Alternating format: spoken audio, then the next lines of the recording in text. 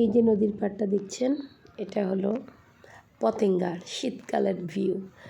শীতকালে গিয়েছিলাম আমরা পতেঙ্গা, ভিডিওটা অনেক দিন ধরে পড়েছিল, দেন মনে হলো আপনাদের কাছে এটা দেই। পতেঙ্গায় ঠিক এরকম সি বিচ দিয়ে ঠিক এরকম আপনি বিভিন্ন দোকান, টেবিল চেয়ার পাবেন। মানে এখানে ঘোরার মতো কোনো অবস্থান থাকে না। বাণিজ্যিকভাবে পতেঙ্গাকে ওইখানে স্থানীয় যে দোকানপাটগুলো আছে তারা ব্যবহার করতে থাকে, যার কারণে সমুদ্রের তীর থেকে হাঁটাও যায় না এমন একটা অবস্থা। এই কাদার ভিতর দিয়ে হাঁটতে হয়। সো আমরা কিছুক্ষণ হেঁটে চলে গিয়েছিলাম যে কিছু খাবো। কাঁকড়া, চিংড়ি, বিভিন্ন ফুচকা ছিল, আমি ফুচকা অর্ডার করেছিলাম। যাই হোক, আপনাদের খাবারগুলো দেখাচ্ছিলাম যে কীভাবে তারা একদম সি বিচে বালুর মধ্যে সমুদ্রের তীরে এইগুলো করে, মানে স্টলগুলো বসায়। তো তাদের খাবারগুলো দেখানোর পর আমরা খাবার খেয়ে এখান থেকে বের হয়ে যাই, বেশিক্ষণ থাকি না। ওইখান থেকে আমরা চলে গিয়েছিলাম মারমেইডে যে একদম হতাশ, কারণ ওইখানে অলরেডি একটা প্রোগ্রাম চলতেছে। আমি যেমন এই যে এত দূরে মানুষ যে প্রোগ্রাম করে, সম্ভবত ফ্যামিলি গেট টুগেদার ছিল। আমরা জাস্ট প্রথমবার যাই, ভালো লাগে নাই, কারণ ওই পাশে আমরা যাইতে পারতেছিলাম না। এটা মারমেডটা দুইটা সেকশন, একটা সেকশনে হলো পার্টি হচ্ছিল, আরেকটা সেকশন কিছুটা ফাঁকা ছিল। আমি মোটামুটি ঘুরে ঘুরে দেখতেছিলাম এই যে তারা সুন্দর করে, তাদের সম্ভবত এঙ্গেজমেন্ট পার্টি ছিল, পৃথিবীর প্রতি সাজিয়ে খুব সুন্দর করে এটা করছে ক্যাফেটা। ওইখানে বসারও খুব সিস্টেম ছিল। তো এই জন্য আমরা আর এখানে বেশিক্ষণ দেরি করি নাই, জাস্ট এই পাশ থেকে কিছু ছবি ভিডিও ক্যাপচার করে আমরা চলে আসবো। এর মধ্যে আমার হাজব্যান্ড গিয়েছিল যে চল এক কাপ কফি খাই, তুমি বসো, আমি অর্ডার দিয়ে আসি।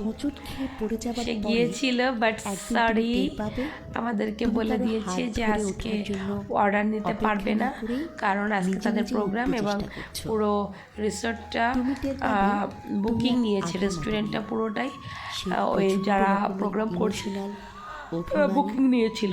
সো এই জন্য আর সম্ভব হয় নাই। অল্পতে হতাশ হয়ে যাওয়া, আমরা জাস্ট কিছুক্ষণ এখান থেকে ঘুরে দেন আমরা উঠে যাই। উঠে আস্তে আস্তে করে কিছু জিনিস দেখি, একদম ফাঁকা দেখতে পাচ্ছেন। এই দেখেন, এটা এত সুন্দর লাগে। জাস্ট ওরা ওই সাইডের প্রোগ্রাম শুরু করছে, ওরাই ছিল, আমরা এই সাইড দিয়ে দুজনে বসে বসে কিছুক্ষণ গল্প টল্প করলাম, একটু সময় কাটাইলাম। যেহেতু কোথায় যাব, এদিকে পতেঙ্গা থেকে চলে আসছি, ওইখানে সি বিচটা একদম দোকানদারদের দখলে, আর ধীরে সুস্থে এখানে হাঁটতে হাঁটতে চলে আসলাম। এইখানেও সেম ওই একই জিনিস, ভিড়।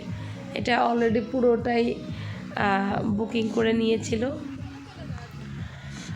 আমাদের খুব হতাশ লাগতেছিল, দেন আমরা এখান থেকে উঠে যাই যে এখানে আর বেশিক্ষণ থাকবো না, চলো অন্য কোনো সাইডে যাই। এরই ঠিক কিছুটা সাইডে যে আমরা আরেকটা রেস্টুরেন্ট পেয়েছিলাম, বাট 14ই ফেব্রুয়ারি মানে টাটা পড়া, মানে ভিড়, এবং অনেকটাই বলে যে ওরা ক্লোজিং করে দিচ্ছিল, কারণ যেতে যেতে আমাদেরও বেশ রাত হয়ে গেছিলো। এই যে আকাশের চাঁদ দেখতে দেখতে আমরা সেকেন্ড একটা এসে চলে আসি রেস্টুরেন্টে। সমুদ্রের সাইডে মানে রেস্টুরেন্টগুলো একটা ভাইব নিয়ে চলে, কিছুটা বাগান, কিছুটা বসার মতো প্লেস, তার সাথে সমুদ্র থাকে। আমরা এখানে চলে আসি, বাট এখানেও অনেক ভিড় ছিল, প্লাস অর্ডার দিলে সেটা অনেক দেরিতে মানে তারা দিতে পারবে এটা জানাচ্ছিল। এখন আমাদের বাসা অনেক দূর, এই কারণে আমরা জাস্ট জায়গা নতুন নতুন কিছু রিসর্ট হয়েছে, আমরা জাস্ট ঘুরে ঘুরে দেখতেছিলাম যে ভালো কিছু মানে দেখে অর্ডার দেওয়া যায় কিনা, কিন্তু সব জায়গায় একই সেম সমস্যা। দেন ঘুরলাম নিজেরাই কয়েক জায়গায় ঘুরে ছবি টবি তুলে চলে আসছি। আস্তে আস্তে অনেক রাত হয়ে গিয়েছিল, বিশেষ করে ওইখান থেকে যাতায়াত ব্যবস্থাটা খুব আমার কাছে মনে হয় খারাপ, কারণ অনেক রাত বলতে একটু 10টা বাজলে আর গাড়ি পাওয়া যায় না, একদম শহরের সাইডে, এবং ওইখান থেকে কোনো গাড়ি এইখানে আসতে চায় না।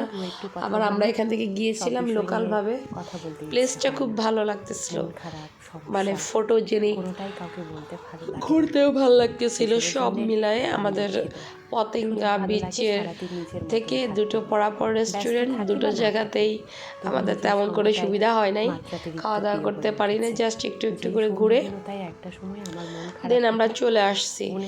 এবং বাসায় আসতে আসতে অলরেডি রাত 12টার বেশি বেজে গেছে।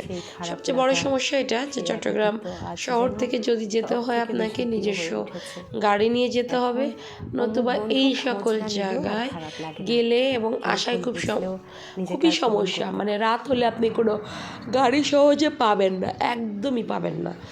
তো আমাদের ওই দিন খুব কষ্ট হয়েছে, অনেক দূর হাঁটতে হয়েছে, এদিকে জ্যামও ছিল, এদিকে আবার লোকাল কোনো